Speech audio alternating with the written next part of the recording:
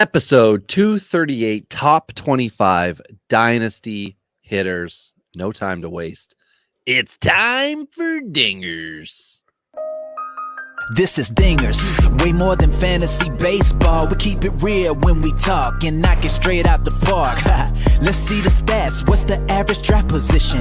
What kind of plays you making? Check the wins above replacement. Check the lineups and the points. This I gotta see. What's your path to victory? Are they aiming for a dynasty? Get points going head to head. Please don't do me no favors. We're always watching waivers. Ain't no minor league. This is major. Yeah, Dingers. Let's go.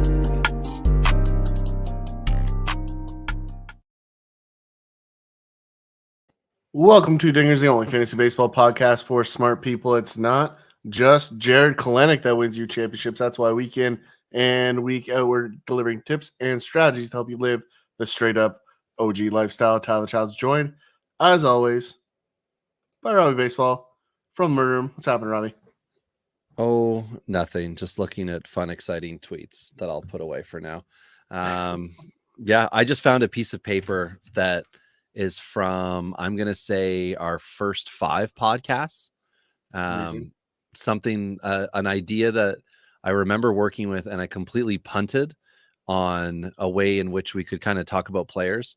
And it was where you would state for dynasty purposes, they were either umpteen years, like you picked a number 2-3 years pre-peak, at peak, 10 plus years of remaining value, approaching peak, or post-peak.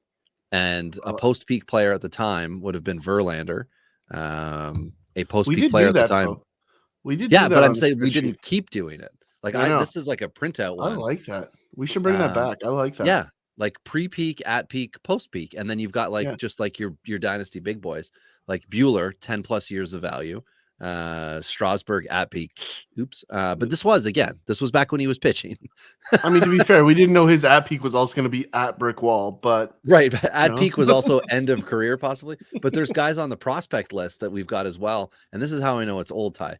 It says ETA 2018. Yeah. So this is fun. But anyway, and then this would have been when we first started, because this is like Kopech was number 1 for my prospect rank. Then Honeywell, Luzardo, Whitley. Are you ranking relievers? Like, what's happening here? Apparently I am now. But anyway, we'll talk about the rest of the list in some future date. But I just like grabbed that, and wow, what a fun, exciting thing. Anyway, dynasty topic. We're going to talk top 25 hitters under 25 or under. And I've tried to plug in all the ages so that we can just like continuously update this, because between the time I first set the spreadsheet up and when we're recording tonight, 3 of the players have since turned 26. So this will always revolve, but it's a great idea for picking up players that you don't immediately discard unless you've got some type of position eligibility concern, or depending on your league setup, you just don't think they're going to fly. Or as one guy in my top 25, it's very risky. And I had a good conversation with a guy who I was trying to make a trade with this player about. It just didn't work out. He traded him away today to somebody else. And I said, well, that's this guy's problem now, because this was my concern, and we'll move forward. But anywho, Ty, that was long-winded. What's up? How are things with you? Ooh, yeah, just ready for some outdoor time. It's almost time where acceptable to play outside and get the bats warmed up. I already got off-season acquisition baseball backpack where I can put my little helmet and my 2 bats in my backpack and go to school and just teach all the other kids how to hit singles through the left side of the infield. That's kind of it's really fun. I make this joke all the time in my men's league. I'm like, if anyone actually looked at my spray chart, they would know that they need to put one person on the field and put them between shortstop and third base, and they'd be fine. Like, I don't hit it anywhere else. Like, it's funny. Like, I am Matt Holliday of the men's league, right? Like, I just drill them through that left side. That's all I do. So you're a righty hitter then? Yeah. Just nobody adjusts. It's just so slow. Like, I mean, we're hitting, some guys can still touch up like 85, 86. There's a couple guys that can bring it a little bit. But for the most part, like, it's the Eddie Harris for Major League, like Vaseline style guys, just throwing spinners in there, and you're just if I don't hit it at my own bench, I'm happy. Like that's a huge victory. So it's just one of those things. But yeah, I'm excited to get out there and find out which muscles are broken, and then try to put them back together so I can make it to the end of the season. What do you got I going on? understand that. I started a new workout routine, which I would just call a workout routine. It's not new. There was no previous workout routine I switched to. But now that my hockey season's over, I decided I'm going to try something which is to be in shape instead of out of shape. And it's pretty hard. And right now, my glutes and my calves and my quads are just on fire, which is tough to do at 7 in the morning and then go to work and stand and work in a kitchen all day. And a few people were like, what's going on? Because it looked like I'm standing there ready to poop, but I'm just trying to not fall over as my muscles are seizing up on me. But it's a new thing I've never really, done. I've done weight training before. That's not true at all. You've had a very specific routine for a while. A long time ago, someone decided to put stuff in glass bottles. In some of these bottles, they put juice or milk, and that was stupid. Today, only alcohol and a few other products remain in the containers from the gods. It's time for beers and bourbon, because good advice only comes in a bottle.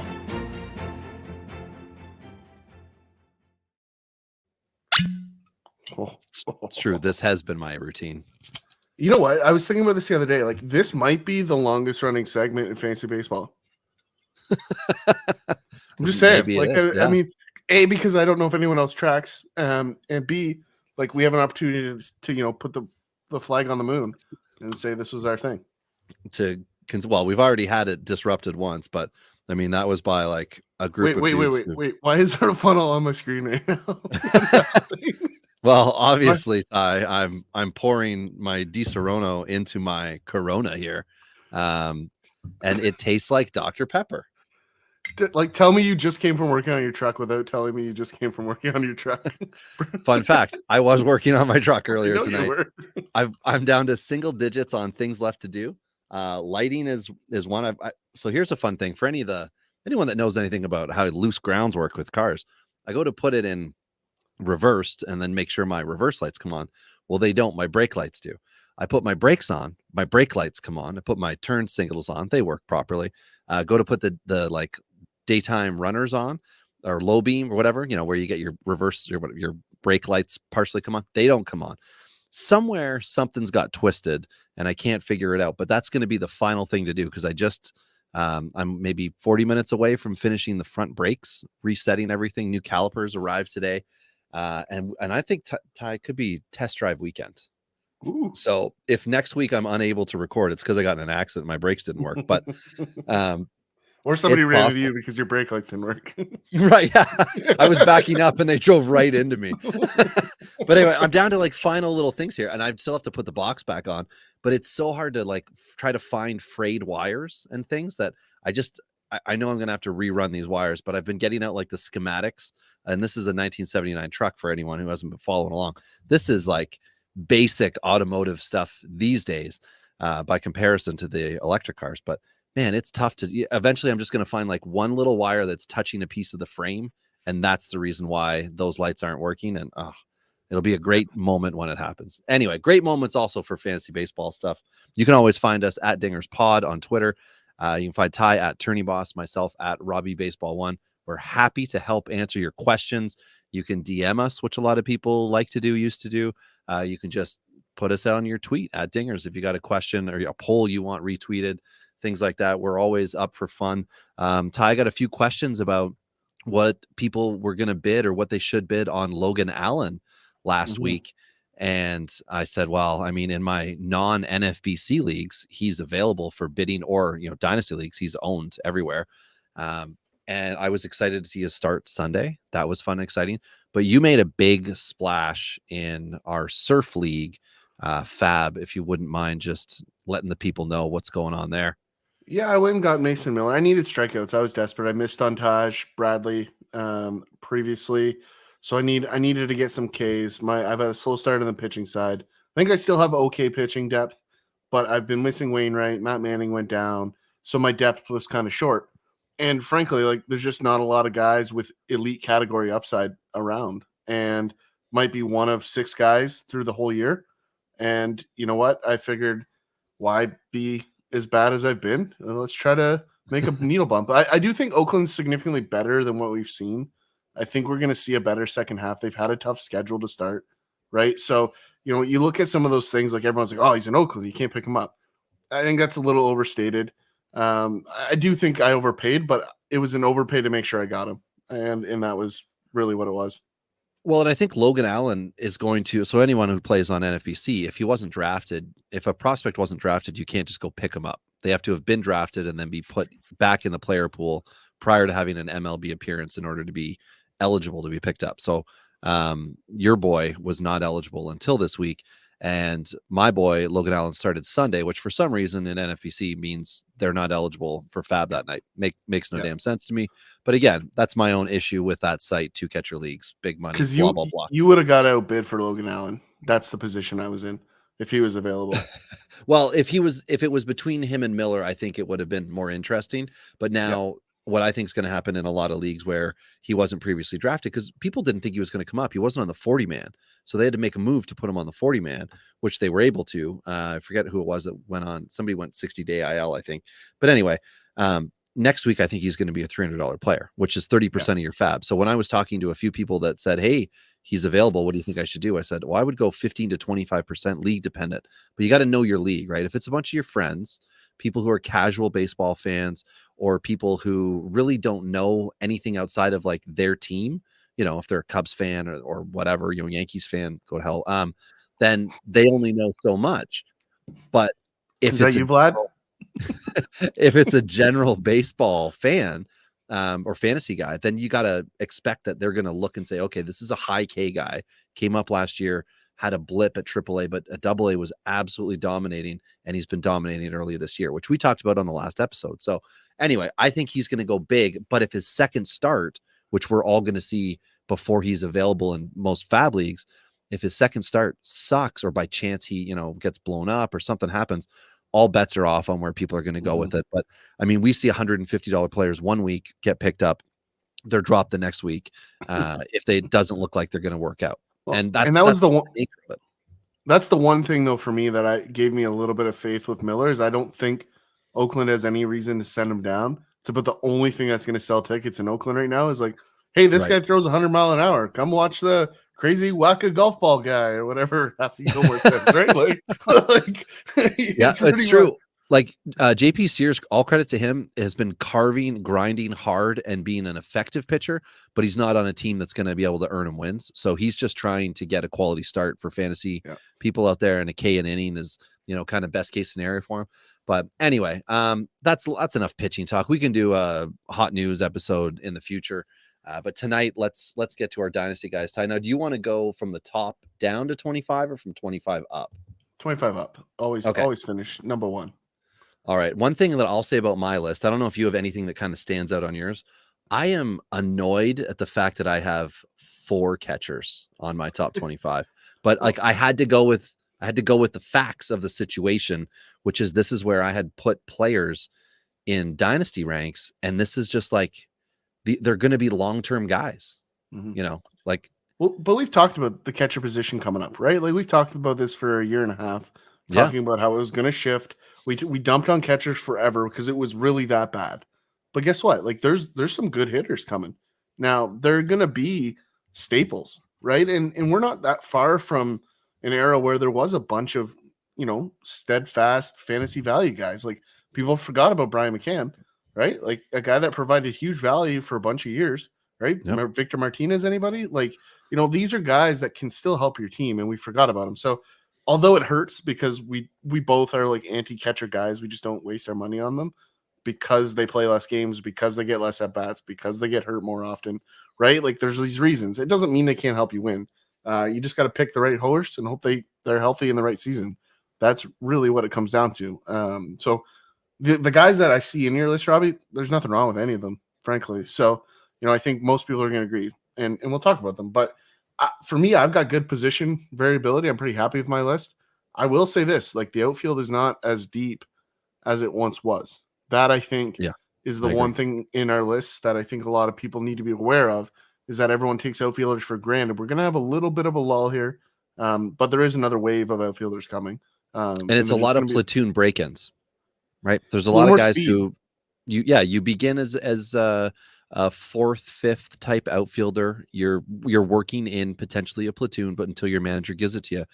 And there's a lot of guys who aren't on my list who I think are not in fear, are potentially going to become platoon options more so than they are everyday players on good teams where they're going to be able to get those runs, RBIs. And again, that's also part of it. If you are a Pittsburgh Pirate and your team is not headed in the right direction, it's harder for me to put you on the list. If you're a Kansas City Royal, it's hard for me to put you on the list because I don't know what kind of run production and RBI potential you're going to have. Obviously, a star is a star, but a star on a loaded lineup doesn't have to shine as bright because everybody else is helping out So along to, hit those counting stats. only thing I disagree with what you just said, Robbie, is about dumping on the Pirates. They're first in the National League right now. Fun Okay. fact. Yeah. Sorry. I don't know what I'm thinking. I don't I know mean, if they're let me change it to Oakland. or what. Yeah, Oakland definitely you can dump on. Yeah. But I'll just, Pittsburgh, let's say Pittsburgh's you're their on way up. Oakland then. Yeah. Yeah. All right, cool. So let's start at 25. Right? Before we do, let's do what we normally do. Anybody outside your 25 that you want to give honorable mention to? Yeah, I mean, of course, there's guys like Andrew Vaughn is 25. He's nearly 26. Bryson Stott is also 25, nearly 26, and he is doing great. He's at the top of the Phillies lineup, shortstop. You're not going to acquire him in Dynasty, but he would be a great one. Luis Urias with Milwaukee, third baseman. He's only 25. Like, I know we've been talking about him since this podcast started because he was a shortstop prospect with San Diego. And up and down, like he was a bad pro early on. So he and CJ Abrams share a lot of things. They're also neck and neck, 39 and 40 for me. Guys like Lars Nootbaar, I think Nootbaar is still 25 or under. Oswaldo Peraza, I think we could see him in the future. Tovar is well outside. He's post 50 for me, and quite frankly, falling further because not just looking at his stat line, but really diving in. Tovar is overmatched right now, and I don't know if his at bats that I've seen have been poor. Yeah, it's not in my opinion, it's not a case of he's getting his legs or like one of those kind of scouty type manager lines. This guy needs more pro at bats. Throw him back to AAA. Let him get 400 at bats and come up next year, and maybe let him like sink or swim or whatever. But don't. Like do what Dipoto did, which was protect Kelnick. Don't leave him up for the whole year or put him on the bench or whatever. Like they're still playing him. But I think the problem is Colorado might not think they've got a better option when you add up the offensive potential and the defensive ability. Then they Fast do Eddie up here. Let's go. It's hurting him. It's hurting him a little bit. So, but Ty, what about you for guys outside your top 25? I've got a couple. Like Jeremy Pena for me is outside of that. It was hard he's for just me because outside mine. Yeah, I really like Jeremy Pena in a lot of ways. Like I think he's just a ball player. The only reason he's not inside my top 25, Robbie, is because he's too streaky, right? Like he goes in stretches where he's the best player on the field, and that's saying a lot because he's on a really good team. And then he goes in these stretches where he looks like he should be in Tovar territory. So, that's the only holdback on Pena that I think's there. I've got MJ Melendez outside. I think there's a huge value buy on MJ Melendez right now. He got hurt last night, just sore back after hitting a bomb. I just think there's so much untapped potential there, and I think he's going to come into it. So I think people need to look at adding him. I think the only other guy that I'm going to make note of is Spencer Torkelson's a guy that I had my eyes open a little bit. I was at a game a couple weeks ago in Toronto, or last week, I guess, and I was there for BP. Dropped Javier Baez up on the WestJet deck laser beam during BP. It went right through my hands, diamond football style. But I picked that bad boy up anyway. But during that BP session, Torkelson put on a show. And so for me, that opened my eyes a little bit to just how good this guy can be with the at-bats. And it wasn't just like, he hit some balls hard. Like he hit balls to the moon. And I think his swing's good enough. I think he's just making bad choices, and I think that will get better. So I still think 40 bombs is in play here for him. I do think we have to taper the batting average, which is, I think, where people maybe overbought on him early on. So I just think I want to say I'm not ready to give up on him yet. I think a lot of people are getting really, really close there. So I think he's in post-hype territory for me, which I love to see. Hello, is it me you're looking for? I've got a sleeper comparable for you for Torkelson, Austin Riley. And the storyline's the same, right? Top 100 prospect up. People were excited to see him up, and then he wasn't lighting the world on fire. All of a sudden, everybody was kind of like, all right, I'm done with this toy, off to the next one. Slowly worked his way up. Now look at him, perennial all-star, power for days. The average is coming back. So I've got Torkelson inside my top 50, but very close to 50. And again, slow burn. He's 23. Right. Yeah. Like this, he's, especially when we get to next year, by default, if we just knocked off all the 25-year-olds, I think he's a top 20 guy by like age default here. But again, if we would have done the top 25 under 25, that's an easier conversation to have before the season starts. Because you get a lot of guys who are, going to be closing and changing, obviously every day somebody can have a birthday. So you got a lot more movement, but in the off season, you can just kind of like see who's before March 30th, let's say, who's going to be 25 and older, and they're out. So maybe for next off season, we'll be able to rhyme it in here. But sorry. So do you want to kick it off? 25. Who's your boy? Yep. My guy at 25 is Michael Harris, which I'm not going to lie. I struggled to get him in the 25. I was like, I can't get him outside.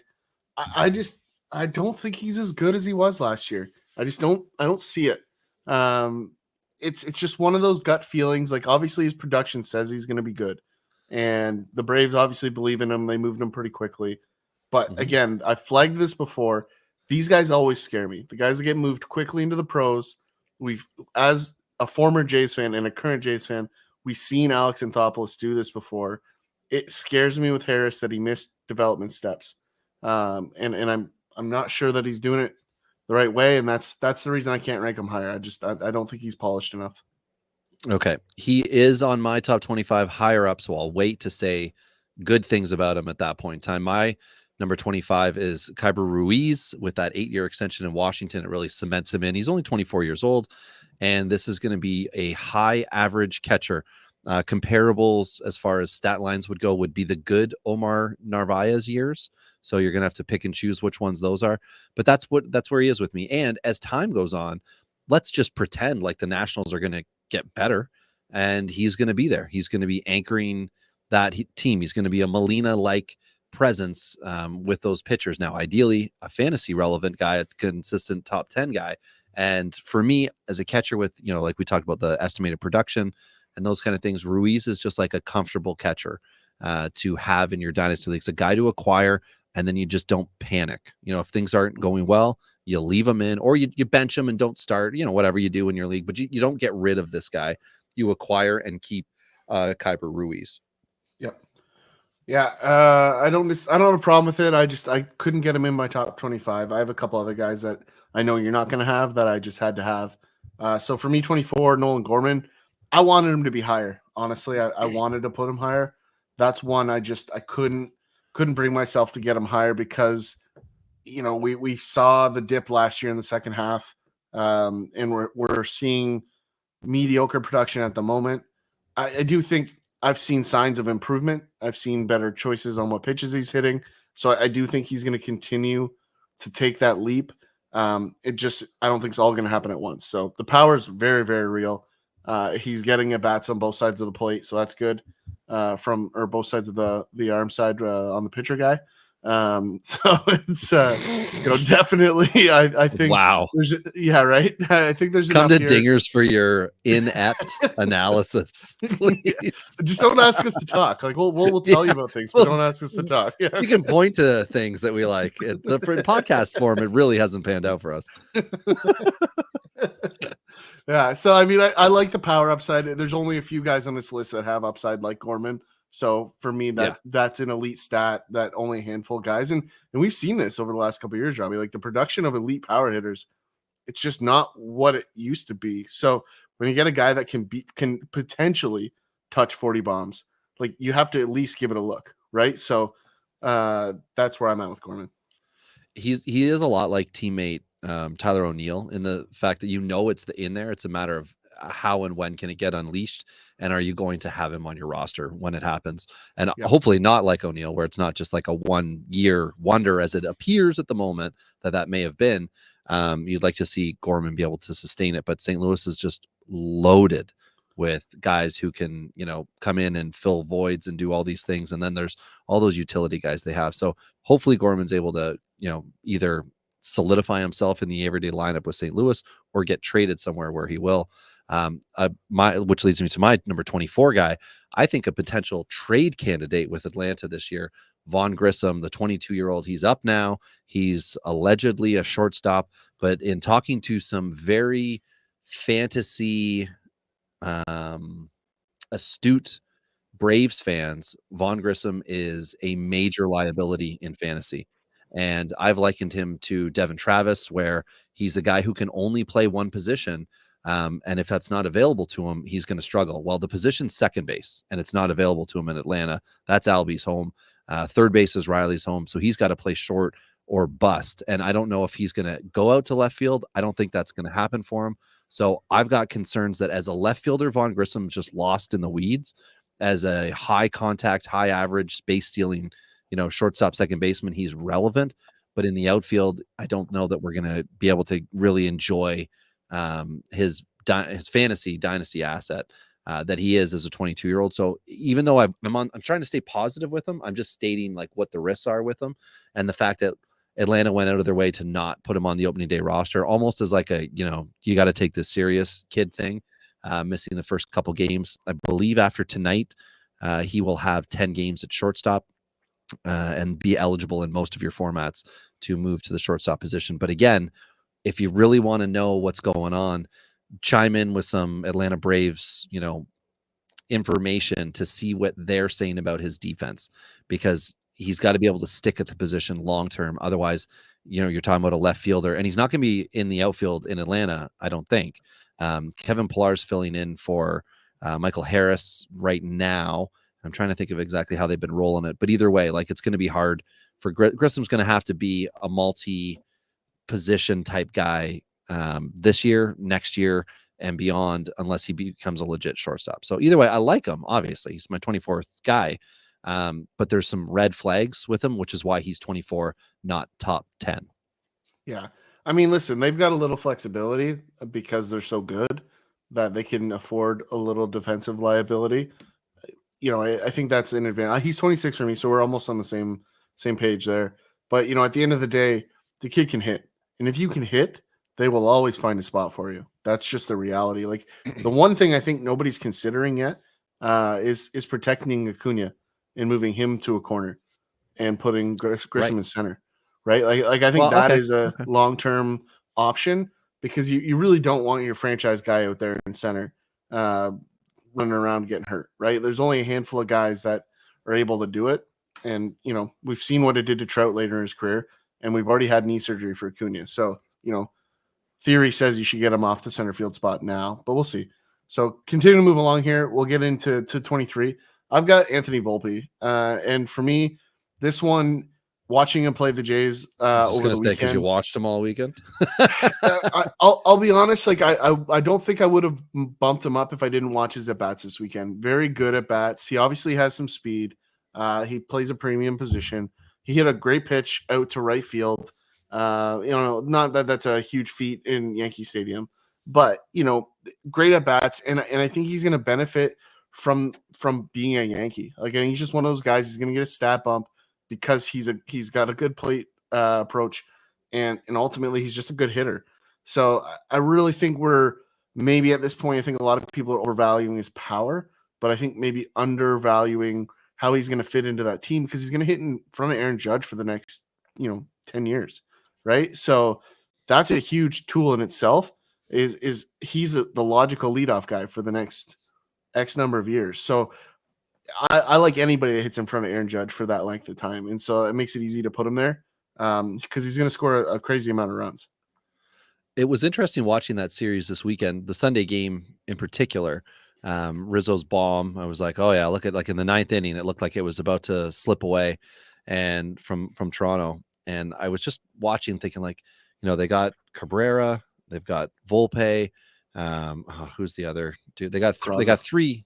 Braza, thank you. They got three guys who were all supposed to be in competition with each other for kind of shortstop playing time, really overall playing time. But there's a way to make it all work with those guys, plus the big bats. And then you got like guys like LeMahieu, like that's a complete team right there that you need to be careful with. But also for fantasy purposes, that's a team that's going to produce runs over the year. Yeah. The OBP league specifically, it's going to be more Yankee friendly than your standard average 5x5. But yeah, I still think Peraza's going to go for a bullpen arm. Just side note.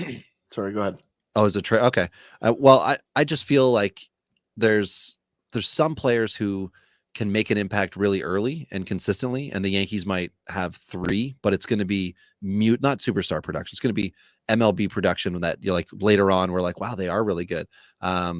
Nico Horner is a good example of that. Everybody was like, look at that early production. That's exciting. But then it wasn't like elevated. Like he kind of has done the same thing since he's been in the league, but people just wanted more and they got kind of bored of it. I think that's what the Yankees might have with three guys right now, which actually I think Volpe's above that, but I like that take on the other two guys. I think Volpe is above that. Okay. I don't know. He's got more. I think Volpe, who would be a good example? Volpe for me is like a Bregman. Like that would be a good comparable. Like I think Bregman had moments of a slightly better hit tool, but I think the power profile is good. And I think where Bregman is today from a contact standpoint is Volpe. So like I think a very good comparable long term. Okay. Well, someone who's better than all of those players put together is my number 23. Am I good to go with that one? Or do you want to do yours? You are.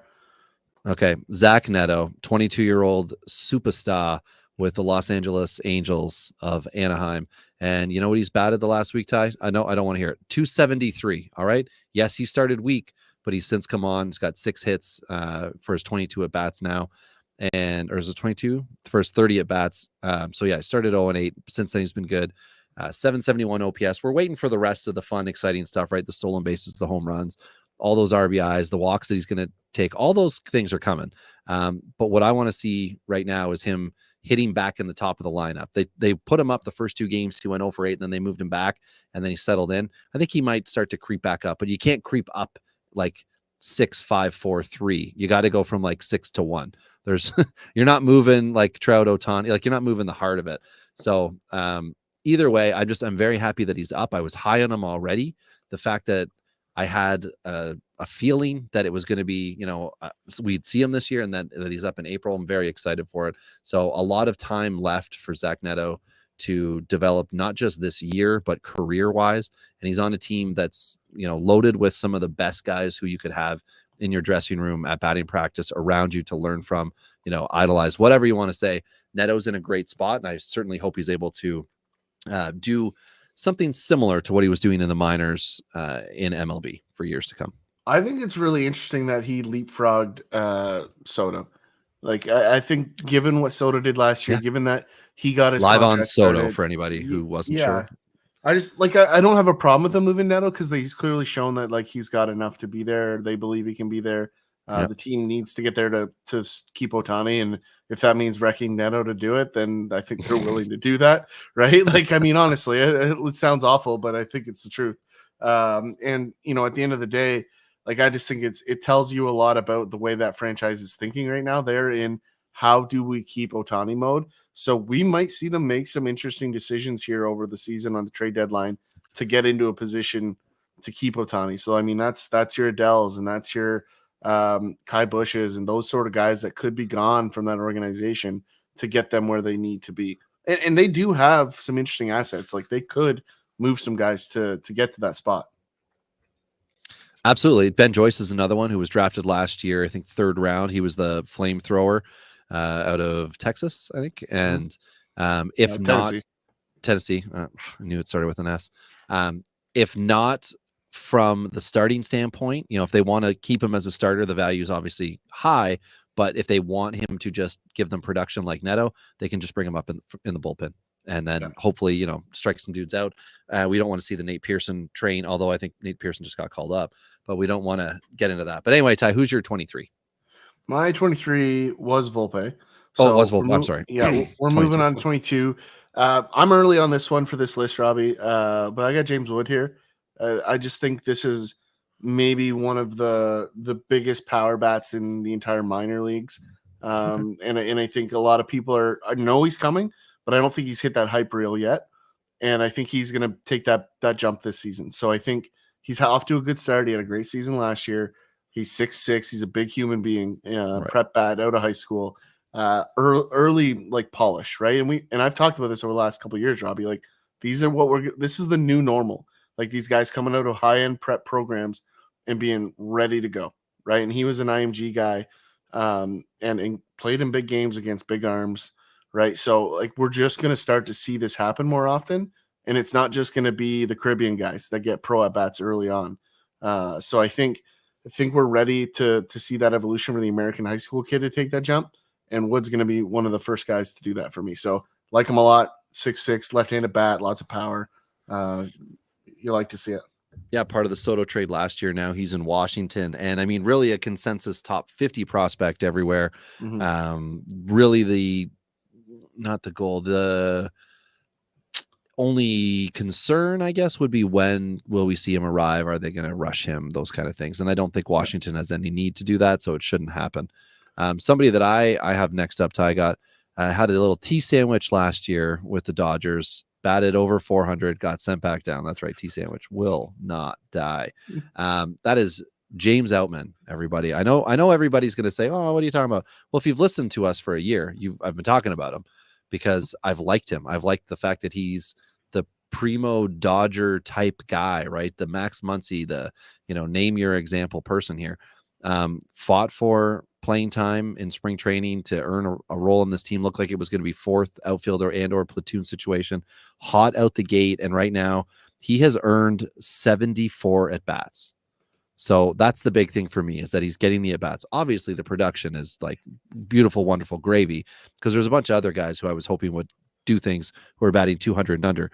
He's hitting 311 with an 1100 OPS, 7 home runs, couple stolen bases, solid strikeout to walk ratio here. Now the overall K rate of 25%, that's manageable right now. But I mean, if you could do anything, let's drop 20 points on the average and 5% on the K rate and put a few more balls in play. Or, however it works out best for him, right? A couple extra stolen bases. But I'm happy with all of this James Outman. And I just think there's more to come with him. Like, I think this is not obviously a 300 hitter, but this is somebody who I feel can be a very valuable player on a Dodgers team that is, air quotes, rebuilding, resetting, something. But I'm really a big fan of James Outman. I was, I've been, and I'm now excited for James Outman.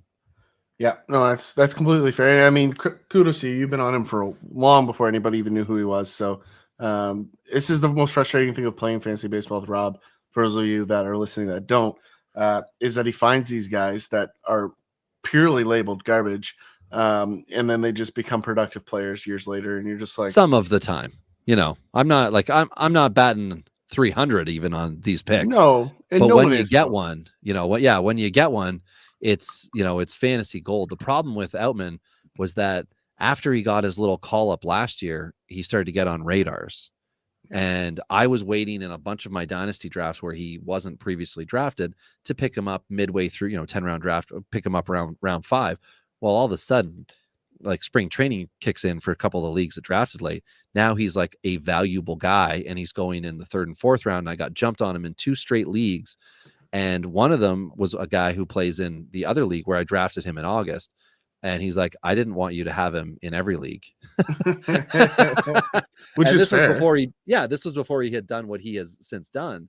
But then, you go back to talk to him, like, say last week, and you're like, so that James Outman pick that you threw away in the draft, I bet you're wishing you picked. And then whatever scrub it was that I drafted, right? The J2 guy from nowhere. But anyway, Outman's a good pick that I'm happy with. I think it's going to age just fine. So Ty, who do you have at 21? 21 for me is funny enough, LA Dodger prospect Andy Pages. Yes. I think this is a guy that I very similar to James Wood, just further ahead, is a guy that hasn't got enough hype. He was almost Los Angeles Angel in that whole mix up with Gratterall and the almost everybody. trade. Yeah, he was in that trade, which would have been so interesting for that outfield in Los Angeles. They would have had just stupid depth. Mickey Moniak would not be a Los Angeles Angel future star. Those are He things that still isn't. I said future star. But this is a guy that just has all the right pieces. He's 22. Like, I just don't see with that team how we don't see him this year. I think they're good enough to be competitive. I think you need to make these calls on him and Michael Busch to really fill out that roster. So I really like that. I think he's going to be a guy by the end of this year. There's going to be a lot of people wishing they would have known who he was before right now. So I like him a lot. I've liked him for a while. That's not new to anybody that listens. All right, my number 21, also with the Dodgers, 3 straight Dodgers, is 22-year-old Diego Cartilla, the next franchise catcher. And last year, he did exactly what everybody wanted him to do, which was just be an OBP machine. However, he was also playing for my Great Lakes Loons in High A, and did good things. I think, what did he finish with? 22 dingers last year, 72 RBIs, and 74 runs on a playoff team. The Loons, now he's playing Double-A, and it's early in the season. We're going to ignore the results. He's still playing this year, 3.5 years younger than his competition at Double-A. And I think he'll just play this whole year at Double-A and possibly finish Triple-A. But again, you don't need to rush him. So Cartilla is a slow burn. He's the kind of guy who is going to be churning on to his 4th year. 2019's when he came over from as a J2 guy. And some owners are going to be willing to move him for something else. Or you might have a guy who's like, hey, I've had him since day one, right? I drafted this guy. I'm not moving him. And you're going to need to give up, something significant for him. I think he's going to be worth it. And it could be a slow burn. But again, we're talking about a 22-year-old guy who is everything you want in an offensive guy. OBP league, he is your guy that you want. I would take him over Ruiz, OBP. OPS, I'm giving Cartilla, a bit of a nod here. He's my 3rd ranked dynasty catcher. And great. He's just not going to be a Dodger. That's the only problem, right? It's him or Will Smith, and the Dodgers seem to have a preference on trading a prospect as opposed to trading an MLB active player. Yeah, exactly. So that's where, I mean, his upside for me matters where he goes, right? Like if he ends up in Detroit, as an example, like there's a spot where he's going to lose some fancy value on the home run side. So, just a matter of where he goes. That's the only caveat there. Fair. Moving forward on 20 is a guy that I love and shot up every single board last year, deservingly so. Not that he was too far down on anybody's board, but he definitely elevated it last year with a massive season. That's Ellie De La Cruz, one of the many Cincinnati infield studs that they have coming. This is a guy that, like, if you watch the numbers, Robbie, it's hard not to like. He hasn't really had a huge start here. He's been on the DL for most of the season. He started, I forget what exactly he dealt with, but he definitely is up the list. Like, so heading into 22, he was 77th on Baseball America. Heading into 23, he's 8th.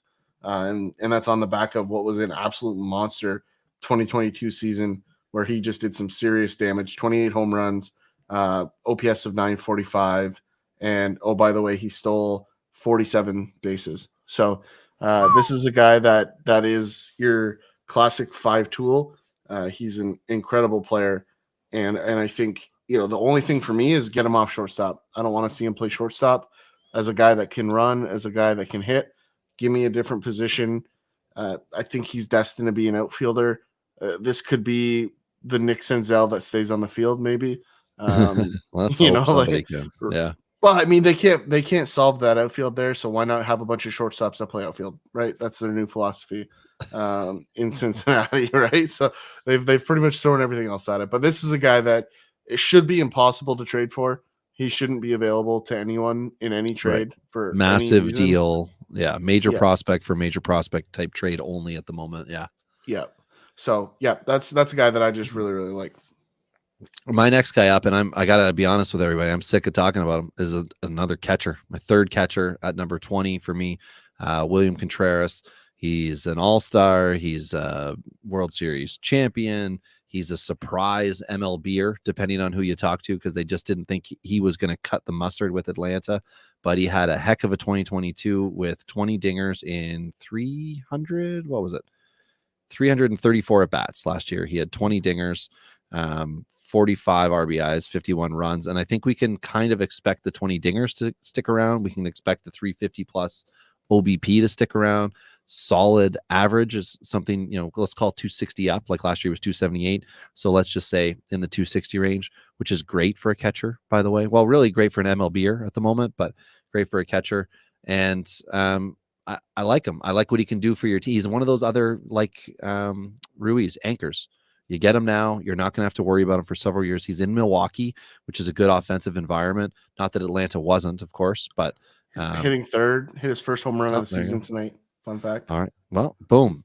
I'm not moving him up any higher, but I do like him just as much. One of the biggest issues I've had is when he was available, when he was like a cusp guy up and down with Atlanta for a couple years, I did not want to invest because he's a catcher. And now at this point in time, he's going to have to be part of a significant trade. So this is the kind of guy I'm going to look to acquire in the summer. He did not have a full year last year. We'd like to see him have a full year. And if he's at 400 at bats, in and around your trade deadlines, things of that nature where your team needs that kind of a future anchor, he would be somebody I'd look to acquire. Well, I mean, he's sandwiched between Willie Adames and Brian Anderson, and that Milwaukee 2-3-4 just murder row. Well, Garrett Mitchell, I think is toast for a long time. Like Milwaukee, for all their prospect depth, their outfield has been trash. Like from just spring training on, they've lost veterans, rookies. Like the prospects at AAA are getting hurt. Like it's tough right now to be a Brewer prospect. Unless you're Keston Hiura, then you're raking, but you're not coming back up. So yeah, you're gone. You're off the 40, man. You're out. You're dead in the front office. Yeah, definitely not fun for them. But they're still 15-7 with that mediocre lineup. Kudos to that rotation, who's doing a good job, good bullpen. Still somehow Alex Claudio is still in that bullpen. That made me laugh a little bit tonight. I don't even know how that guy has maintained. Lefties survived, right? Well, we talked about Colin Ray last week. He's now in that rotation. Like there's some. He was. He got torched by the Tigers tonight. He was. I think he's still going to be there. Maybe. Anyway, all right. Who's your 19? Oh, we got the same 19. There we go. Jared Klenick is in at 19. This is a guy we laughed about it before the show tonight, just saying, how far has that guy come from what everyone thought was the dumpster fire last year? And, we talked about it last year, Robbie, saying we expected the second half to improve and him to have a breakout. And there was blips of it in the second half when he was back up super late. And he showed signs of it in the minors. But this is obviously the Klenick that everyone expected. And as long as he can maintain that, I don't think there's any reason to sell high here, which I think is probably what a lot of people have done. I would imagine if you went through the ranks of Yahoo and CBS, he's and been ESPN, traded a lot. Yeah, he's probably switched hands a crazy amount. I think that's going to be one that a lot of people regret.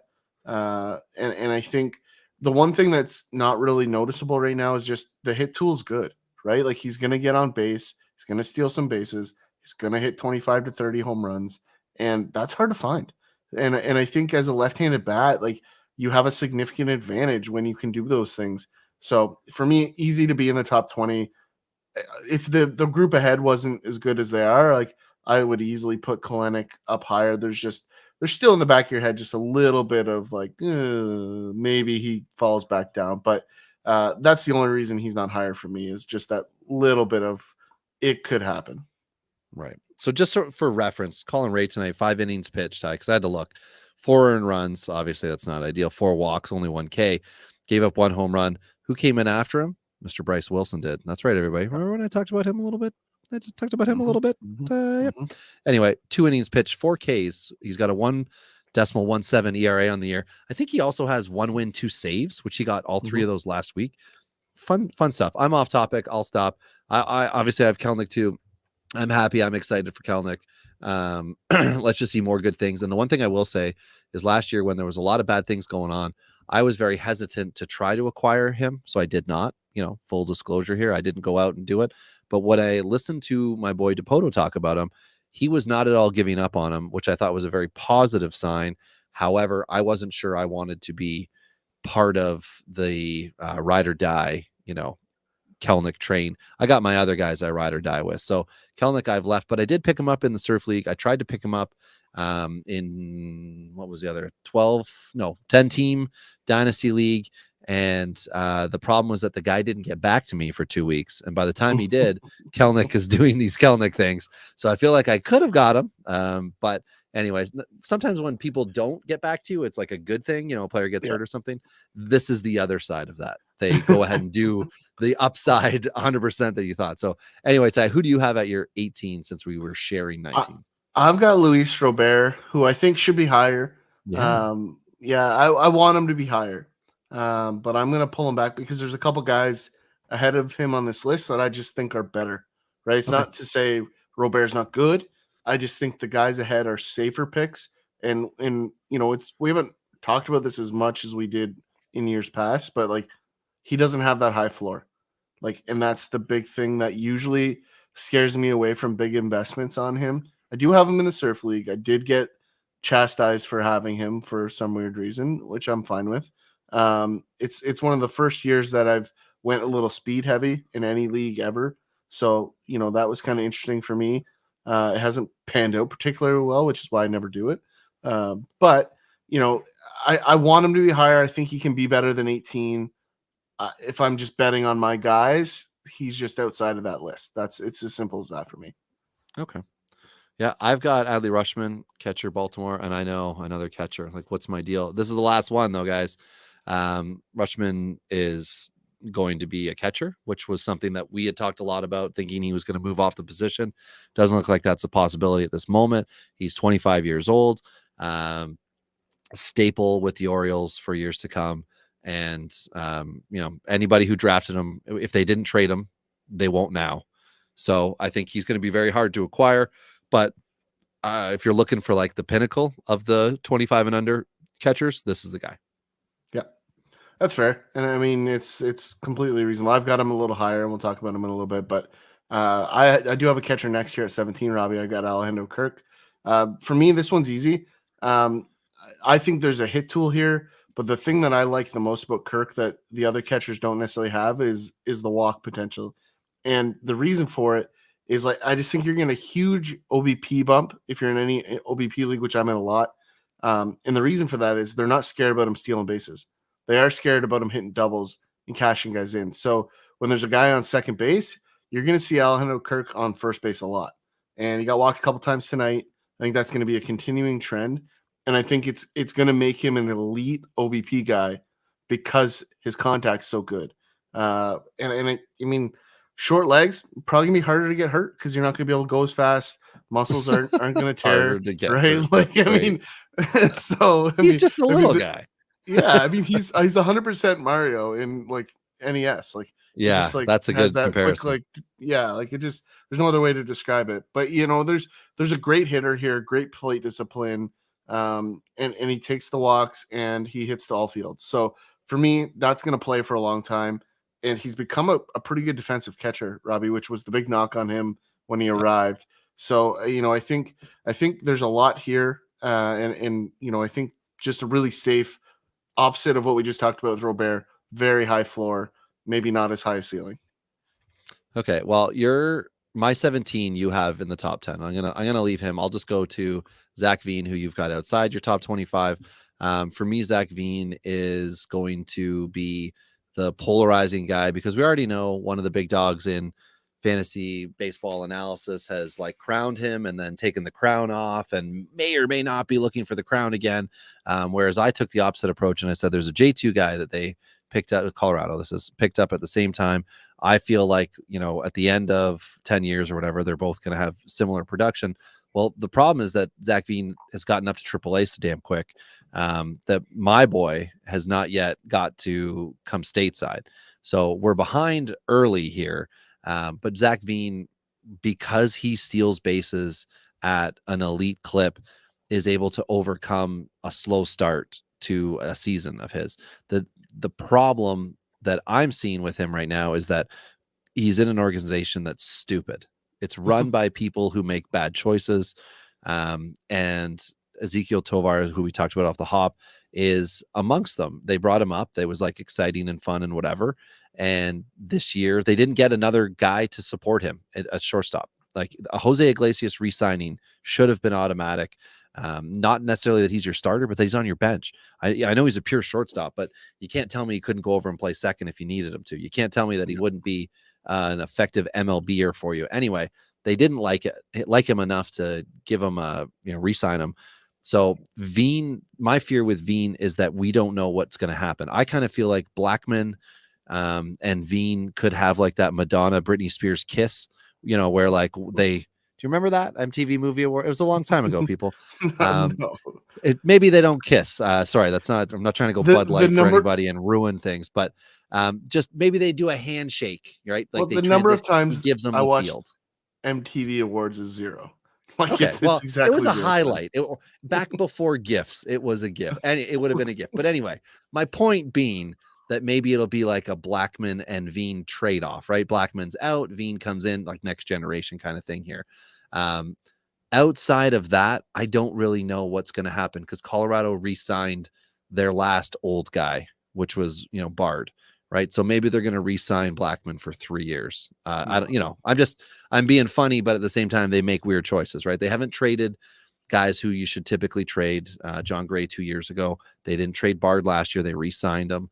But then they went and got rid of Connor Joe because they needed that spot for somebody. I don't know who, but anyway, Veen, when he comes up, I think is going to be an underwhelming, not Kelnick level up and down type guy, but just underwhelming because people are going to be like, hit home runs, steal bases, high average, like all these things. And I think his staple for fantasy owners moving forward early will be stolen bases. When he goes, he's going to get it. And from there, he'll be able to have a better OBP, build the confidence, all those things, so that he'll become a complete player rather than just walking in and everyone saying this is a superstar. I think he'll be able to grow into it. Fortunately, he's only playing this year at 21. So I'm a big fan of Veen on a slow burn, but I think the problem is that everyone's going to think like this has got to be like a rocket ship taking off.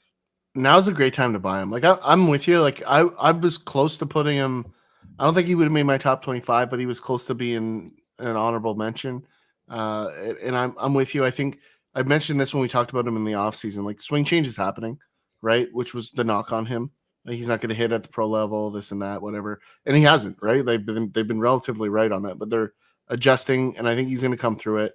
We've seen blips where he's lit it up, and the speed will play, and he'll have more hits in that outfield, right? So, I think there's just enough for him to come around. I'm not willing to give up on him either. A guy that I think has significantly more upside as Bobby Witt Jr., who I have here at 16.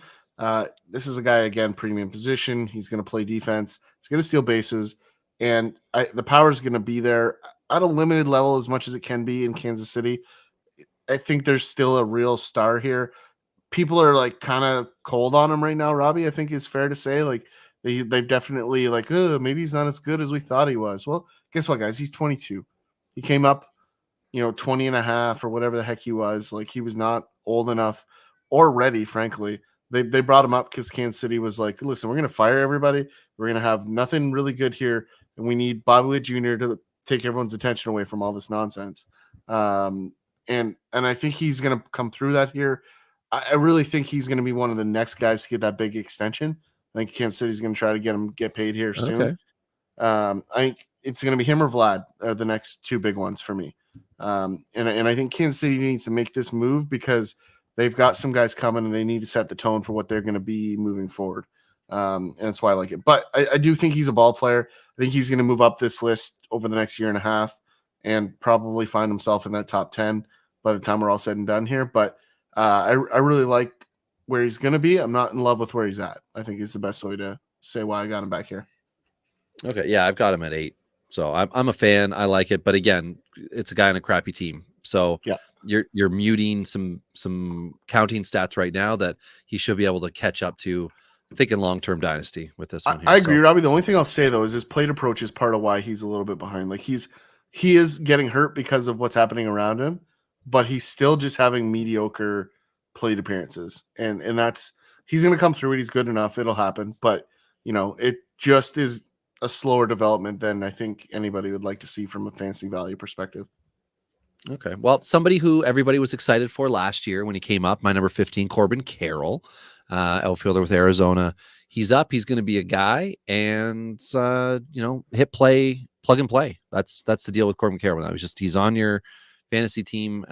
He could be able to be acquired if Arizona is super crap, because the stat line's not going to look bright and shiny. But that's going to require you to give up a Zach Veen type package in return, because he's not going to immediately lose that value, especially if whoever has him understands the ebb and flow of an MLB team, and what can happen this year with Corbin Carroll on the downside could immediately come back if they, turn Christian Walker into some type of, effective ball and play guy, not just a 3 true outcome player.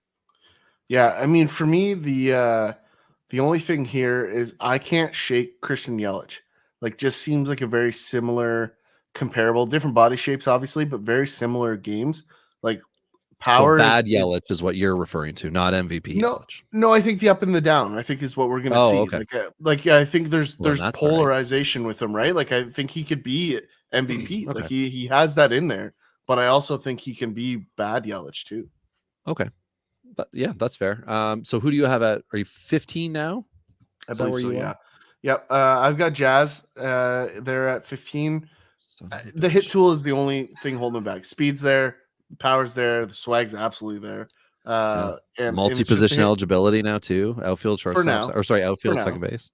Yeah, this year. Enjoy it for the year. I'm just sorry, one time thing. But yeah, but I mean, I like everything here except for the fact that the hit tool's not there, and that usually scares me away, Robbie. Like, that's usually one of my calling cards is batting average. So I think this is an area where I'm going to shy away from Jazz on that front. He's still good. He's a great player. Very similar to Robert. Like, for me, those two could be switched in this list really quickly. They're kind of the same guy in a lot of ways. But Robert, I think, just has a little bit more pop. Whereas Jazz gets a little more lift, and he's going to have some more pop-ups, which hurts his hit tool, right? So that's the real big difference between the two. Okay, I'm a Jazz lover. I very strongly feel like he's going to probably be somebody who has a better career end than he's ever given respect for during it. You'll look at the end and be like, oh, he was like a consistent, 70-70 guy with 20 home runs. And he had that year where he hit, 34 and had 90-90 or whatever it is. And I feel like that's what he is. I'd love him to be superstar, but he is going to need a really good team around him. And Miami is not in that vein right now. They've got a pretty good looking pitching staff if everybody's healthy, but we can't count on that. So my number 14 is the guy you got in your top 10, but I will mention him here just so I'm not going too far out with Jordan Walker with St. Louis, having a really good start to his rookie year. He is 73 at bats in and batting 274, 718 OPS, couple dingers, couple stolen bases. What I'm not seeing, Ty, is something I'm really not surprised with. That's walks. He's not Jordan walking to first base.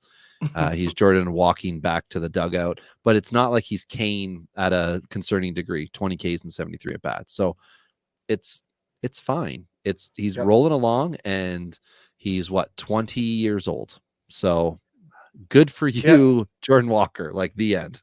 The only thing I'll say is, like, there's an outside shot. He's going to find himself back in AAA. And I think, given the first couple of weeks of the year, I think a lot of people thought that would be nearly impossible. Like, there's nothing wrong with what he's done. He's hitting 274. He's been in 20 games, 8 runs, 11 RBIs, like nothing to be ashamed of. But, this is the kind of guy that is in that category of, like, needs to have at bats no matter what, right? You can't let this guy get stale on the bench. And St. Louis is a very, very deep team, right? And, you need to make sure that Jordan Walker is getting good competitive at bats, and he's ready to take that next step because they need him in August and September. Like they don't need him right now, right? You've got Burleson and Carlson and O'Neill and Newbar like competing for all those at bats in the outfield. Walker just needs to go hit 2 in AAA and just do his thing in Springfield. And I think that's what we might see within the next week or two. But you know, they might also be sitting there going, somebody's going to get hurt eventually. Maybe that's Right. the mindset. But yeah, keep everybody up because somebody's going to go down. Yeah. So I just don't know how long he can let Walker sit on the bench, which he's done a little bit more of than I thought he would have to date here. So keeping the list moving here, I've got Andrew Vaughn at 14. I think this is one of the more underrated bats in the American League for sure, probably in all of baseball. He's hitting in a small ballpark. You know, he's not going to be the guy with the Torkelson, you know, moonshot bombs that we talked about or Vladdy laser beams all over the yard. But I like the contact tool. I think it's going to be a lot better than people are expecting this year. Like, I think we could see a 290 average here with Vaughn. And I think if he hits 290, you're going to see 25 home runs. I just think that's the reality in that lineup. And that lineup should get better into the summer months. You know, it is a home run happy team. They're missing their spark plug in Tim Anderson right now. So I think a lot of people are really, really low on this roster. Now, their pitching's terrible, don't get me wrong. But that also means they're going to get to face a lot of low leverage relievers, which is a great way to get some free fantasy value. So, you know, I think that's something of interest for guys like Vaughn, guys for Eloy that are off to a slow start, Robert, who's had a rough run here. So, I mean, I like buying White Sox right now. If you can buy them, buy. Okay. Number 13 for me is Miguel Vargas, who is absolutely confusing fantasy players out there. Because if you're in an OBP league, which I've been talking a lot about the OBP factors tonight, but it is early in the season as well. So you can't just be excited about average because it jumps a lot. He's got 14 walks in his 61 at-bats, and it's amazing, to 16 strikeouts. But he doesn't have a good OPS, doesn't have a great average, and we're still waiting on that first dinger of the year or the first stolen base. But Vargas, I think, is a very good slow play at 23 years old. Again, with the Dodgers, he'll get to settle in. He's going to get to be a long-term pro. I don't know that he's going to be a guy that gets moved out. What his final position will be, first base, second base, we will see. Time will tell. It could change over the years like Max Muncy's has. But I think he's a player. And the fact that we talked about other people, I think Corbin Carroll. No, who was it you said wasn't having good at-bats? You mentioned somebody. Witt, thank you. Vargas has really interesting at-bats. Like, it's kind of like you're watching peak Dustin Pedroia if you go and watch a few of the at-bats where Pedroia would just like make a pitcher throw strikes. Like, and Pedroia had that small strike zone. Vargas is just being taught to do something, and I think he's impressing the Dodger brass by doing it, the coaching staff, because he's accomplished what they've asked, which is don't take stupid hacks. Yeah. Be in control and earn walks. And I'm sure they're like, I don't care about your average. Like, we're not concerned with that. What we want to know is that you can take this direction and have success with it. And then, at some point, I'm sure they're going to be like, all right, have at it. And when that happens, there'll be that 5 home run week and everyone's going to be like, oh man, Vargas. In the meantime, you might be able to go scoop him up right now, because for his MLB career, he's 108 at bats in, depending on your league settings. One of our leagues, Ty, once a player exceeds the 50 innings or the 130 MLB at bats, they have to move out of your minors. So even if they are up and then have been sent back down, if they're at 131, they got to stay up on your active roster. I kind of like that rule because it forces a bit of turnover on some of the borderline guys who aren't doing well. Vargas, I mean, he's not going to be a borderline guy, but he will be someone who might not appear as though he's doing what you want from a fantasy perspective.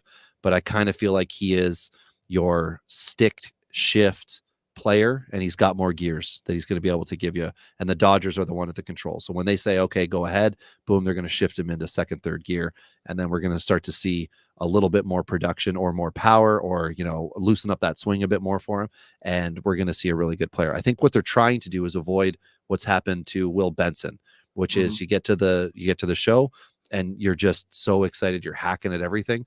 With Vargas, they're like, hold on, just hold on. And I we're just think seeing Vargas some interesting results. Vargas is a better hitter, though. Way more play discipline, right? He's Yeah, just yeah, a better hitter. career-wise, but, like, Benson was able to get it together last year after kinda struggling like he was gonna be a K machine, and then he got up to the show, and all of a sudden, he's a K machine again. So, whereas, like, I'm not saying they're not in the same organization, but it's just more like, if you're comparing, Benson, who has a really ugly looking MLB stat line, Vargas doesn't have as ugly because you're looking at the walks, but, like, Vargas should be able to, improve every category except for walks as he continues to emerge. I think they're really just trying to make sure he doesn't become like a 35% strikeout guy. Consistent, they want, and that's obviously on here. He's got what, 61 at bats right now, and he's got 16 Ks. So 25% area, you're going to be okay with that. Yeah, I would agree. Lots to like there. Moving ahead, Riley Green for me is here. Like I think this is a guy that has all the right assets too, and is way undervalued right now. Robbie, like he's been dropped in leagues that I'm in. Just way too much overreaction for a 22-year-old with the upside that he has. Speed, power. The one thing I don't like is that Detroit continues to run him out in center field. Like he's a fine outfielder, but get him out of center field. Like he's not a center fielder, and he's certainly putting more strain on his body than he should for arguably your best player. And that's one of those debatable topics. But I really like him to be the centerpiece for a really long time in Detroit. And yet is him fall in love with that triples alley in Detroit. Like I know they changed some of the dimensions a little bit, but it's still kind of there. And I think he's the kind of guy that is going to outrun some doubles. The power is going to come. And I think that's the part that people are sleeping on is they don't realize how much power this guy has. So that's why I like him here. I think the rest of it's just going to come around. Very similar to Bobby Witt Jr. Like a very similar, comparable, just left-handed. All right. My number 12 is, hey, you're number 12, Wander Franco, 22-year-old who we tried so hard pushing the brakes on Franco for all the dynasty guys out there who were just going nuts, who were thinking, this is your generational guy, yada, yada. We were seeing massive trades for him and lots of questions a couple years ago about, how to get him. And we were just be careful here. So that was a couple years ago. He's still right now. He's 22 years old. He is having an excellent start to the season, and I love to see it. But we are 83 at bats in to Wander Franco's season, and he's already approaching the power numbers and the stolen bases that he had in 2022 in 314 at bats. So he's got 4 dingers on the year. Last year he had 6. He's got 4 stolen bases on the year. Last year he had 5 stolen bases on the year. Last year he had 8. He's doing great, and it's great to see, and he should be a good player, and long-term outlook for him is great. That's why he's our number 12th guy under 25. He's not in the top 5. It's not part of the consideration, but it's good to see. Again, we're 83 at bats in. We'd like to see a 500 at bat season here, and then next year he'll still only be 23 when we do this again, and there's the possibility that he's going to be even better. So 2 fun things, Robbie, that I just saw. One that's gonna make you happy, one that's gonna make you sad. If the sad is with the Angels pitching, let's not talk about it. No, that's definitely sad. Okay, I saw that too. No, this is unrelated. Just to end the Wander Franco. Love Wander Franco. Everything's there. The power upside is the only thing that I think is going to stop him from being the superstar that he can be. Like, who my comparable for him is? A very good comparable, different position, but very similar style of players, Robbie Alomar. I think just a great hitter overall, with, above average power, but not elite power at any level. Mm-hmm. I think that's what we got with Wander Franco. Very similar style of player, in my opinion. I believe, Ty, that you have said previously on this podcast that you think he's got it in him to have a 30-plus dinger season. Yeah. And I don't know that you said multiples. Yeah. But again, we're talking about a guy who's now just 22 years old. But again, very much in line with what Robbie Alomar did, right? Very good, like in line with what. So would you say he's like a spitting image? Yeah, I mean, as long as he's doesn't fall in line with his off-field actions, then he should be okay. Right. Because we don't want to tear any banners down. Keep the hits on the field, everybody. Yeah, exactly. Well, his was a different kind of well, he was verbal tapping. But yeah, the sad in the bad. I'll start with the sad, and that's Jermis Garcia DFA'd by the Athletics this afternoon. I didn't The want to good, and I don't know if you saw this, and I made mention to it earlier, but I didn't realize it actually happened, was Michael Bush got called up by the Dodgers. Yes. So I missed that, but I made the comment about him eventually getting called up. So cool. I was right without knowing I was right. That always is great. I wish that would happen in my arguments with my wife, but Yeah. it Dare doesn't to normally dream, right? go that way. Yeah. So I like it. Moving ahead, a guy that I think is fallen out of favor, and we see this a lot with young guys, right? Like we've talked about this in Dynasty over many years. Like these are the guys you try to buy. Gunnar Henderson. I still love Gunnar Henderson. There's a professional in here. There's great at bats. He's not going anywhere. He's too young. He's still just 21. He got moved really quick, succeeded at every single level. The worst thing that happens to Gunnar Henderson is he's going to AAA, right? That's the worst thing that happens. And I think the Orioles could absolutely let this happen because they're getting production from other guys that maybe they didn't expect, like Jorge Mateo's having a great start to the season. Your boy Ramon Urias is still there.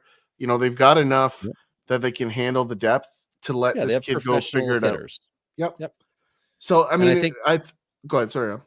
I think in a year, all of this Gunnar Henderson time up will be more of a blip. But again, this is what happens when a prospect gets called up and doesn't hit the ground running. All of a sudden, people are like, geez, I don't know. Whereas I've been taking more of a slow burn approach with a lot of these guys. Oh, they're really getting hyped. And it's one of those, yeah, like that's great because they're doing well at a lower level. But we all know what happens when you get to the show. And a lot of the guys, to your point, Ty, about getting rushed up, all of a sudden they have a struggle moment. And a lot of it can go back to our time discussing Aaron Judge and saying like he came up to a level and struggled and then started the next year again at that level and caught on. This could be a Gunnar Henderson learning the MLB pro game while he also has very quickly been learning the pro game. So you're going to have to give the guy some adjustment time here. It's only, it's the right thing to do in this situation.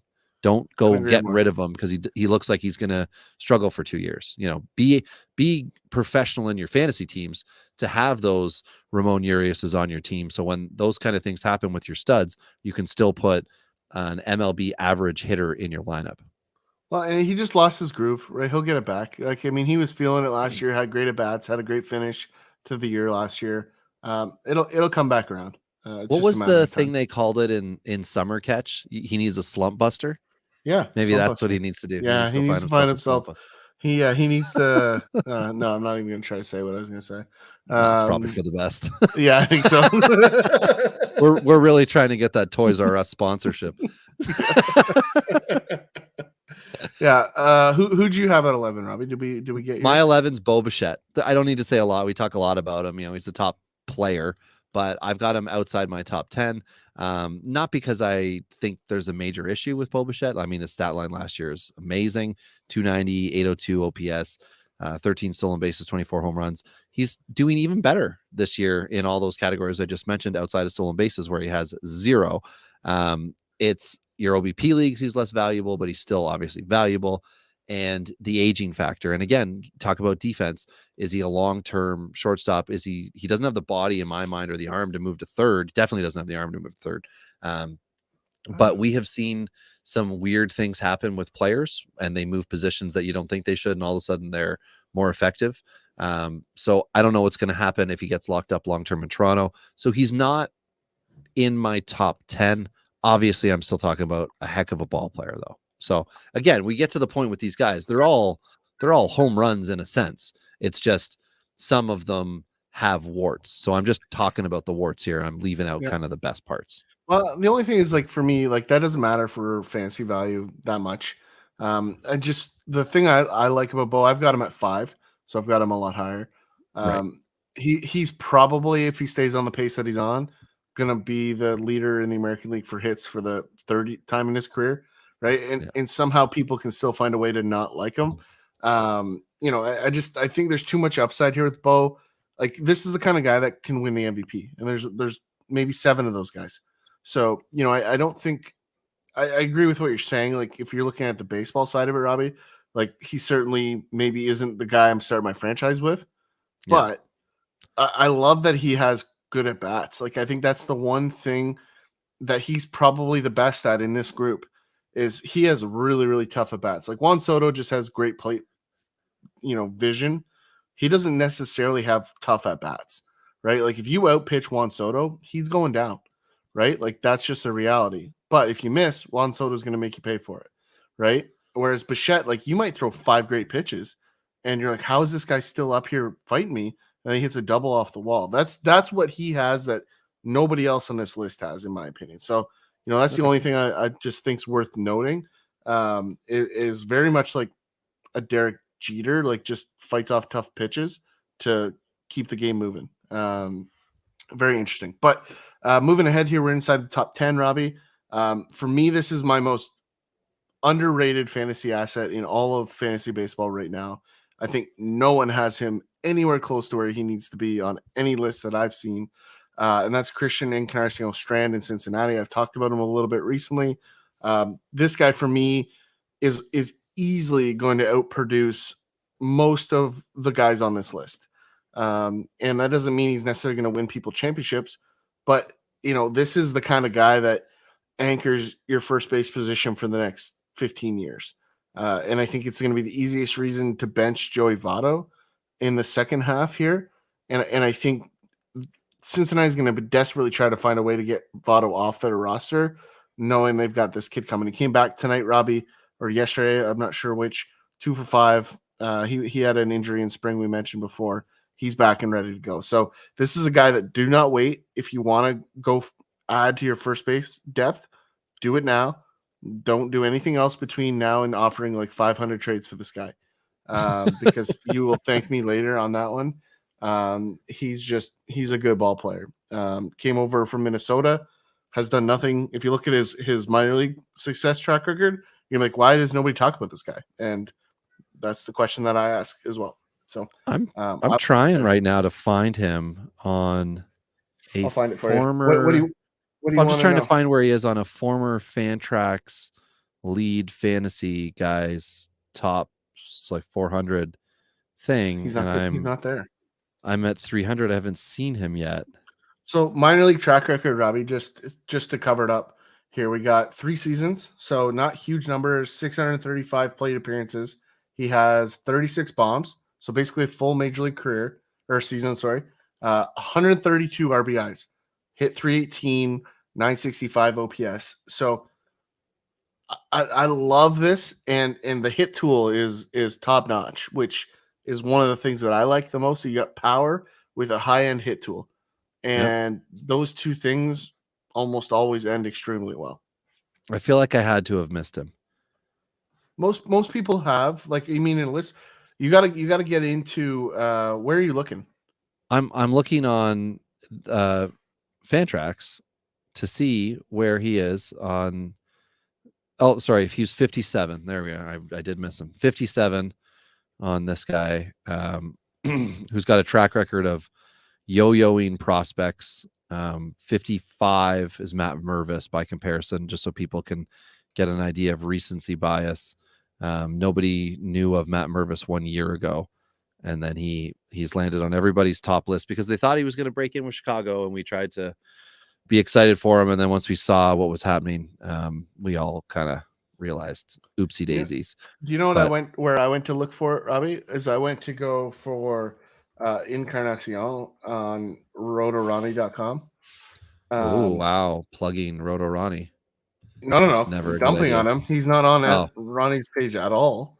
Oh, so he's not in the top 400. I wonder if Rotorani has updated, because he had asked me for my top whatever list. I think I gave my top 400 prospects and put that up. So he was building his aggregate rankings using Fantasy Pros and some other things, as well as some paywall sites. So I'm surprised he's not on the list.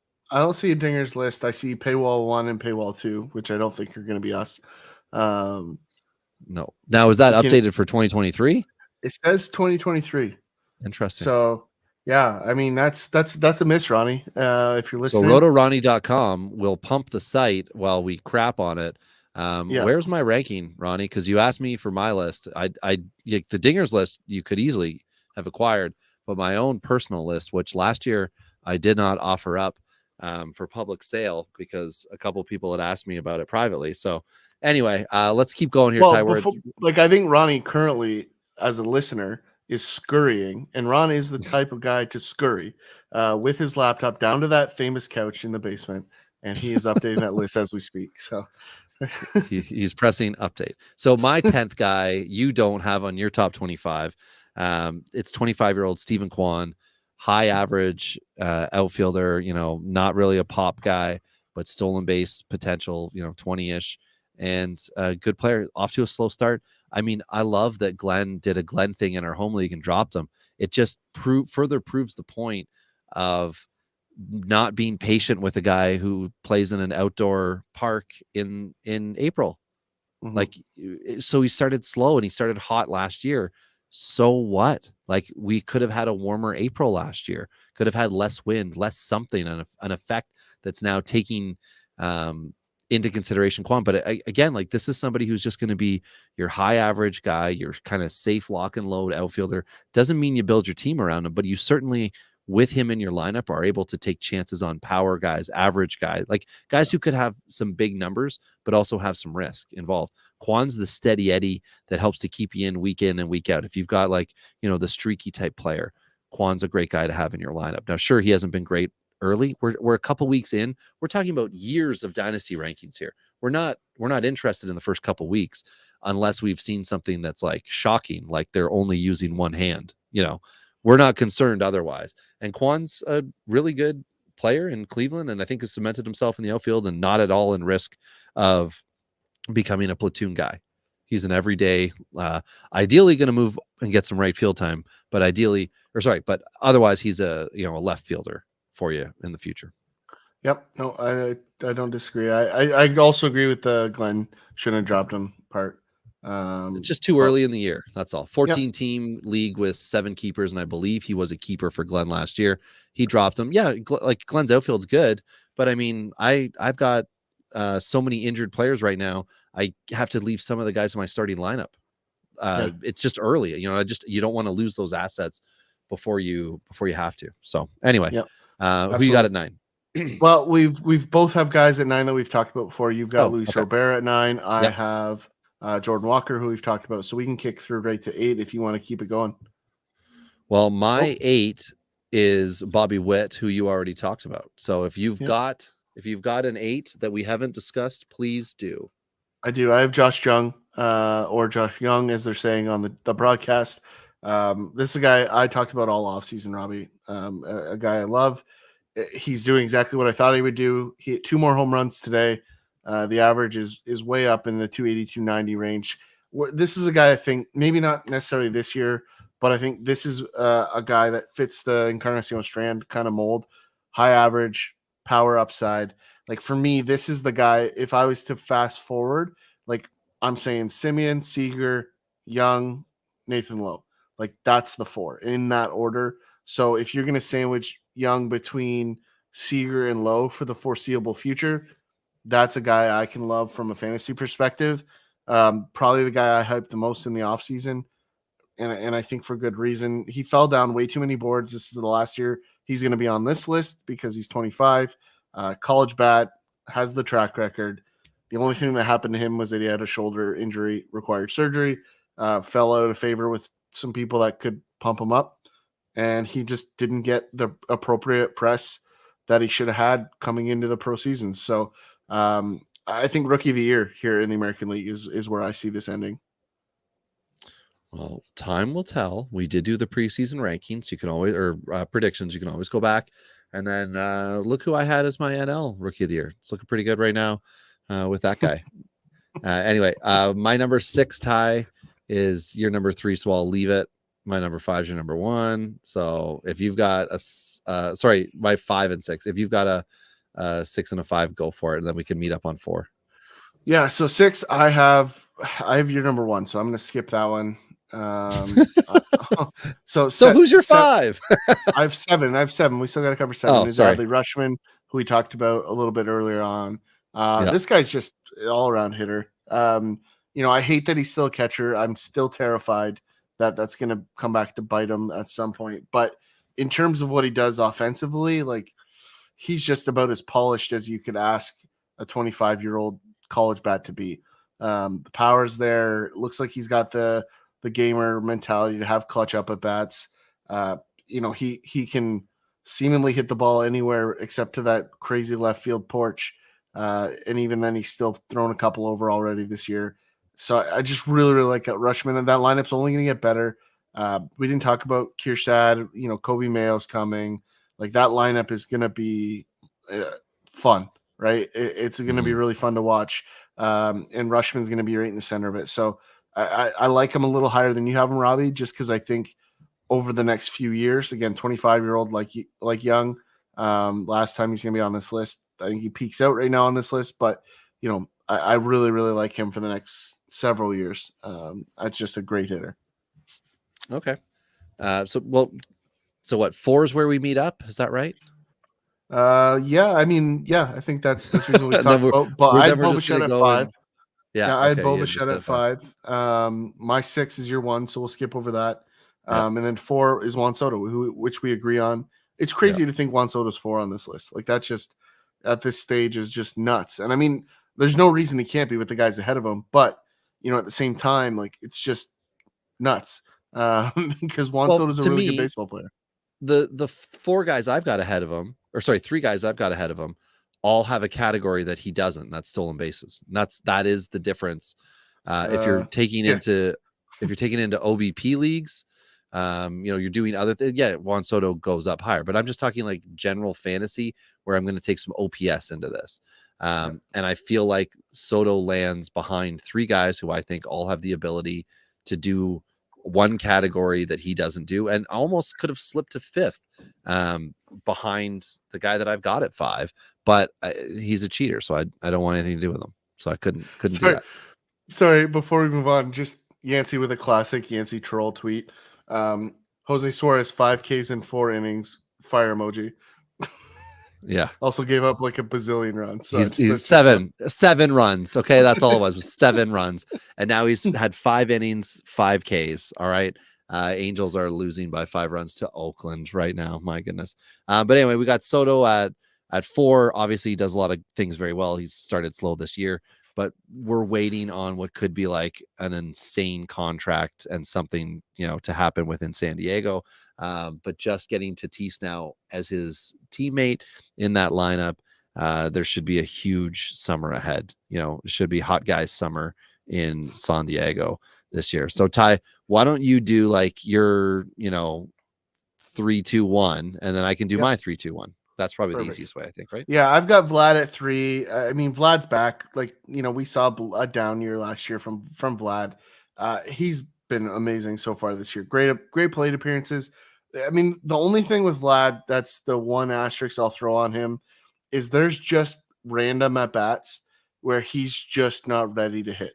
And I don't know what it is, but he goes up there and takes 3 brutal hacks and he goes and sits down. So I don't know if it's like he got winded playing first base or what, but there's these at bats that just happen out of nowhere where he just looks like an absolute amateur. And then he goes right back in the very next at bat and smashes one off the wall. So I don't know if it's some weird cat and mouse game that he's got going on, but it is a weird thing that does happen in his game. But outside of that, nobody hits the ball harder as often as Vladdy does in all of baseball, right? It doesn't exist. He's the best at it. So for me, that has to get you into this list. I think he's the only guy, or I shouldn't know, there's 2 guys on this list that can hit 50 home runs. Both of them are in my top 3. He's one of them. My number 2 is a guy you love, Robbie. You do have him in your top 3 as well. It's Ronald Acuna Jr. My only scare with Acuna Jr. is the hit tool and the injury, right? He's going to hit 25 home runs. He's going to steal 20 bases, maybe 25. He's in a great lineup. And both those numbers could be low, realistically. But it all comes down to how many times he's going to strike out and can he stay on the field. And both of those 2 items terrify me. It's the only reason he's never, ever going to be number 1 on any of my lists, ever.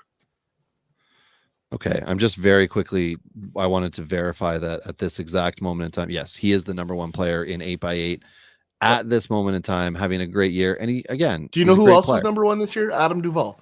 Adam Duvall was number 1. He was number 2. No, he got to number 1 after like the first 2 days. So, okay, maybe 2 days in. Okay, my apologies. I'm just saying it can happen to anybody. Ronnie Roto is first in our league at one point. So That's right. it can Yeah. happen. The early that was early. Anyway, okay, so so you've got your 3-2. Go to your 1. Because My I number think one- Acuna is excellent, but to your point, I just think that there could be issues where he's not year over year able to have the best stat line of this group. That's what. Yeah, and he's got leg injuries as a speed guy. That terrifies me. Like the stat, like the data behind what happens to guys that have ACL surgery is overwhelming in terms of what's going to happen the rest of his career. Right? So can he skate around that? Can he be an outlier? He absolutely can. And it could be a non-issue. And we look back on this conversation, we say it was really dumb things that we said. However, we could be absolutely right. The data historically could be absolutely right. And that's why you stay away from some of these guys. A guy that I think people have put into this category more so than Acuna is my number 1. That's Tatis Jr., who luckily has gotten away from the ringworm. No more of that. And, he's able to play Major League Baseball again. And I just, he's easily the most talented guy on this list, Robbie. Like from an upside perspective, nobody can touch what he does. Anywhere on this list. And that's saying a lot because Acuna's a pretty good all-around guy. But I think if you were to say which one in a one-on-one battle, just complete skill, it's even for you as an Acuna guy, it is tough to argue that Tatis has more upside. And I would love to see you defend it, and you're welcome to do it. But for me, Tatis number 1 all day, every day. Well, like you're talking about it like a cheater with shoulder issues and reckless off the field life. He is a bad boy, and I don't like me the bad boy in baseball. I want somebody who I can rely on, like Acuna, over a Tatis. So I've got Tatis at 5. I've got Vladdy at 6. It's not a knock on Vladdy. It's stolen base, and that's the same thing with Soto. He just doesn't do a category. He doesn't do it at all, and it sucks. Tatis does, but the other thing that Tatis does is he missed a year and a half of baseball. So if you want to say, oh, don't live in the past with it, yeah, no problem. Ask all the guys who were waiting on him to return last year, Ty included, only to find out, boom, he's suspended, which again, he would have known a long time in advance of the suspension. And then it would have been what is it when you get suspended? You can not have it upheld. You can protest it. You can fight it. You can do whatever. But anyway, I just don't know that we're going to be real happy with Tatis in 6 years and 7 years. And I can see like those blips and those things within, because he's a very dynamic guy, but is he going to continue to do that? And to that effect, is Jazz Chisholm not just the name brand version of what Tatis is? I think they're going to be no. I think they're going to be more comparable. No, somebody clip that. That needs to be clipped. No. Jazz Chisholm and Fernando Tatis Jr. are going to be so much closer in fantasy value. No way. Over their careers. Yes. No. Yeah. Yeah. I mean, like what Tatis has done to this point in his career might be better than what Chisholm does. Really? Because Tatis missed an entire season. Yeah, so that's what I'm getting at. That's exactly what I'm getting at. we could look and see where they are because both players can be very big fantasy impacts and for their major league team and all that stuff. But now Rodorani's pacing in front of his couch. My fear is that we're getting a little too excited about Tatis just being, Wander Franco hype level here, and I'm not up to that. So anyway, someone that we haven't talked about in a long time is my number 3. And that's Michael Harris. Now, yes, I've got Michael Harris above Juan Soto. That has to do with the fact that Michael Harris can be a 25-25 guy, while Ronald Acuna is a 30-30 type guy. And Acuna is again at my number 2, and Julio Rodriguez is my number 1. I think that, and we talked about it before, he's 21 years old. We can see a bit of a transition in his game where the stolen bases could go down slightly as the power goes up. So if you want to count those two categories as one, it's very safe to say you can consistently expect to see 50 total, between home runs and stolen bases for years to come with him. A good competitive Seattle team should make him an 80-80 type guy. Depending on exactly where he is in the lineup, the RBIs and the runs are going to vary a little bit. But again, this could also be somebody on a loaded team who's got 115 RBI season, 110 run season. The sky is the limit with Julio based on where the Mariners are in their development of the rest of the lineup, because it's going to begin with Julio. It's a matter of how deep it is. And right now it's a deep lineup, but it's not firing on all cylinders. So that's it. That's the top 25 for each of us, 25 years of age and younger. It's a good thing maybe in the offseason to do an under 25 list. That would be another way to go about it. But again, these are basically like, who are your dynasty targets that you should be legitimately paying the price for? And we did the starting pitchers a few weeks back. Go back and listen to that if you're new to the podcast. Thanks for joining us if you're new to the podcast. And just so you know, an hour 40, we're just getting warmed up. Yeah, totally. Yeah, I mean, this is a short episode, so looking forward to all the people backlash on Tatis versus Chisholm. I cannot wait for those tweets. I'll pop that on the Twitter machines. I like it. Like I like how much in favor of me that is going to go. I'm gonna get the point, like the stat totals to date set up for it, just to have a look. I might even, like, I don't know, do some work on this one just for fun, because it's gonna be a laugh for people who just want to say, oh Tatis. So, but they're forgetting, Jazz is elite. He has just had injuries, and you know what he didn't do when he got hurt? He didn't juice. Yeah. I mean, it doesn't matter. Purdue, I'll take the needle bump all day, every day, if it helps me win championships. I do not care. It means nothing to me. I have no moral boundaries on my fantasy team. This is a fact. Yeah, this guy owns Trevor Bauer in multiple leagues. Still has. I do own him in zero. I do own that guy in zero, and it's not because of the moral boundary. It's just because he doesn't play Major League Baseball.